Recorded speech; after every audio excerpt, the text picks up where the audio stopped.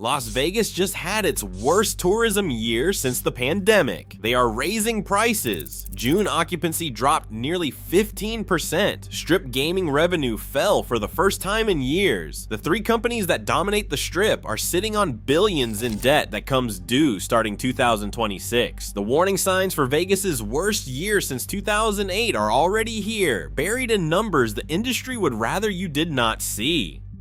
Las Vegas, once a city defined by relentless growth, now faces numbers that cannot be ignored. In 2025, official data from the Las Vegas Convention and Visitors Authority recorded 38.5 million visitors, a 7.5% drop from the previous year, the steepest non-pandemic decline since the 1970s. The slide did not spare any segment. Leisure travel saw the sharpest fall, and even conventions, long a stabilizing force, barely held their ground. By June, monthly visitor counts had fallen nearly 15% compared to the year before. December closed with another 9% drop, wiping out the last of the post-pandemic momentum. Hotel occupancy rates echoed the downturn. The Strip averaged 80.3% occupancy for the year, down more than 3 percentage points, but the real shock came in June, just over 70%, a 14.9% plunge from the previous June. Operators, squeezed by empty rooms, looked for revenue in other places. Average daily room rates dropped to $183.52, down from nearly $191, and revenue per available room fell 9% year over year. In response, hotels raised resort fees and parking charges, trying to make up the difference guest by guest. Gaming revenue, the Strip's traditional anchor, all slipped. The Nevada Gaming Control Board reported $8.8 billion in Strip gaming revenue for 2025, a 1.18% decline after adjusting for inflation and seasonality. December's gaming take fell 6% from the month before, with both slots and table games losing ground. On the street, the mood has shifted. Derek Stevens, Chief Executive Officer of Resorts World Las Vegas, notes that the 18 to 34 demographic now drives over 40% of on-site spending.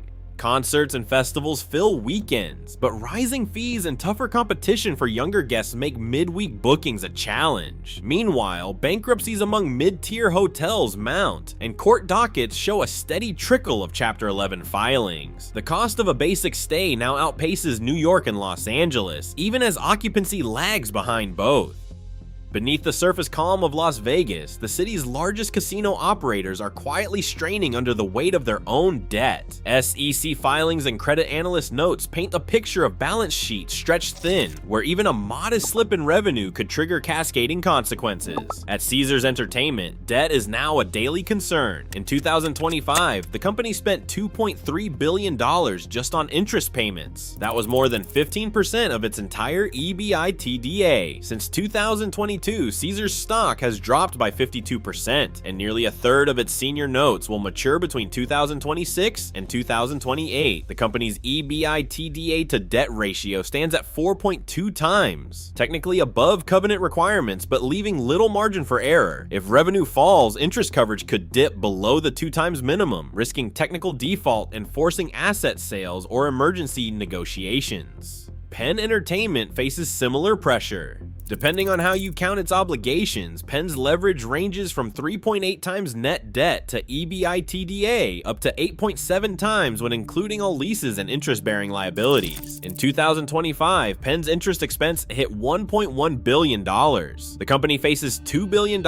in debt maturing in 2026 and 2027, with another $3.5 billion due by 2031. A 10% drop in revenue would push leverage above the 4 times covenant, setting off alarms with lenders. MGM Resorts has traded real estate for cash, but now pays $1.1 billion a year in fixed rent to real estate investment trusts like Vici Properties, an obligation that does not shrink if business slows.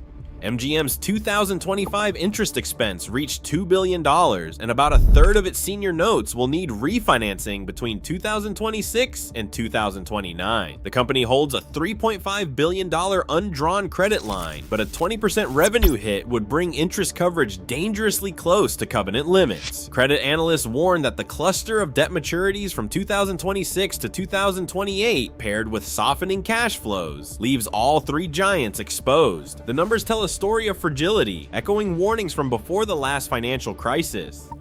In 2008, Las Vegas faced a reckoning. MGM Resorts reported a $900 million loss. Caesars, then Harrah's, teetered under $18 billion in debt, edging toward bankruptcy. Station casinos buckled beneath $6 billion owed, and the Riviera, once a Strip landmark, filed for Chapter 11 bankruptcy, and its eventual demolition left a scar on Las Vegas Boulevard. SEC filings from that period cataloged a city in distress with breached debt covenants, collapsing interest coverage, and property values slashed overnight. The Great Recession forced operators to cut staff, shutter towers, and sell off assets. Jim Murren, MGM's chief executive officer at the time, described the company's 2009 sale-leaseback deals as a last resort, trading property for cash to keep operations afloat. Yet the city's recovery brought a subtler shift. The old formula, full casinos, packed rooms, and slot machines ringing, no longer held. UNLV's International Gaming Institute tracked a steady drop in gaming revenue per visitor, falling from $45 in 2014 to $32 by 2025. Younger guests, once considered a bonus, became the core audience. They filled concert venues, pool parties, and esports arenas, but spent less at the tables. By 2025, those aged 18 to 34 made up 42% of on-site spending at Resorts World, but much of it bypassed the casino floor.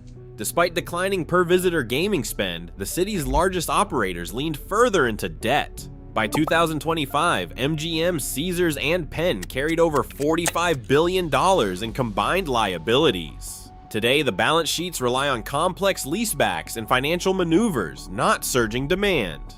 Interest payments consume billions each quarter. Caesars alone paid $2.3 billion in interest in 2025, more than 15% of EBITDA, with nearly a third of its senior notes maturing between 2026 and 2028. In early 2026, as numbers worsened, public statements stayed positive. The real threat now is not a sudden crash, but a slow erosion of demand, hidden behind official optimism and the hope that the next big event will turn the tide.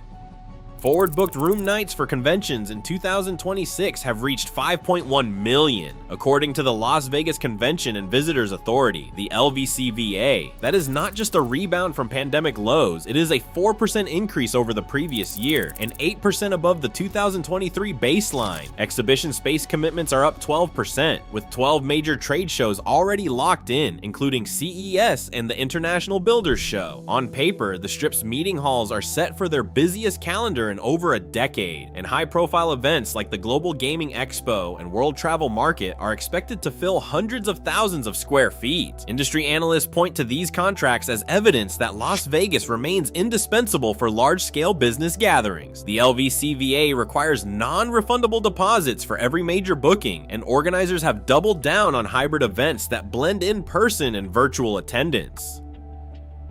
A Travel Weekly study calls the forward booking momentum the strongest since 2015.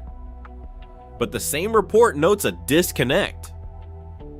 Convention-driven demand lifts food, beverage, and entertainment sales, but does not necessarily drive visitors to the casino floor. Gaming revenue per visitor has been falling at about 2% per year since 2015, a trend that has not reversed even as new events crowd the calendar. The picture grows more complicated when looking at occupancy forecasts. The LVCVA's own model predicts Strip occupancy will average 71% in 2026, 5 percentage points below the last pre-pandemic year. Travel Weekly projects that if leisure demand stays weak, summer occupancy could fall another 8 to 12%, creating a potential 20% gap compared to the 2025 peak. Rising resort fees and room rates, up 8% in 2025 alone, have done little to stem the slide. Meanwhile, bankruptcies among regional hotels and a 12% drop in Canadian visitors after new tariffs hint at a fragile recovery. Despite these warning signs, the official message remains upbeat. In February 2026, Caesars CEO Tom Reeg told investors, "There's really no crisis happening in Vegas." He cited near-peak occupancy for major events and described the downturn as routine cyclicality. Yet just as in 2007, when executives dismissed early warnings before the crash, today's reassurances clash with the underlying math. If revenue and occupancy continue to erode, even a robust convention pipeline may not be enough to keep the city's debt-laden operators afloat. The debt number we are about to show you in the next section is why analysts are nervous. Stay with us.